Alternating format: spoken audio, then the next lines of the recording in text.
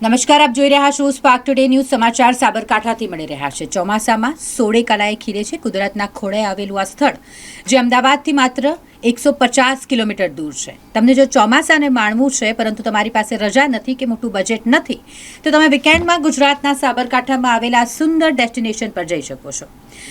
ગુજરાતમાં મેઘરાજાની સવારી આવી ગઈ છે. વરસાદ પડવાને કારણે લીલોતરીએ પોતાનો મિજાજ મેળવી લીધો છે. તમને જો ચોમાસાને માણવું છે પરંતુ બજેટ નથી અને રજાઓ નથી અને વીકેન્ડમાં ગુજરાતના સાબરકાંઠામાં આવેલા સુંદર ડેસ્ટિનેશન પર તમે જઈ શકો છો. આ સ્થળ રાજવી શાસકોનું શહેર છે જે પૂર્વ અને પશ્ચિમમાં પવિત્ર ટેકરીઓ વચ્ચે આવેલું છે. અહીં તમે પ્રાચીન મંદિરોની કલા કારીગરીની સાથે કુદરતનો અદ્ભુત નજારો માણી શકો છો.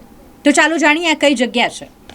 સાબરકાંઠા જિલ્લા વિજયનગર તાલુકામાં આવેલા પોળોના જંગલોની અહીંની સુંદરતા ચોમાસામાં સોળે કલાએ ખીલી જાય છે.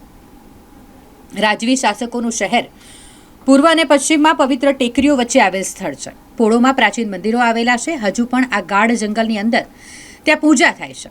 પોળો સાબરકાંઠા જિલ્લાના ખેડબ્રહ્મા અને વિજયનગર તાલુકામાં અરવલ્લીની ગિરિમાળા વચ્ચે હરણાવ નદીને કિનારે આવેલું સ્થળ છે.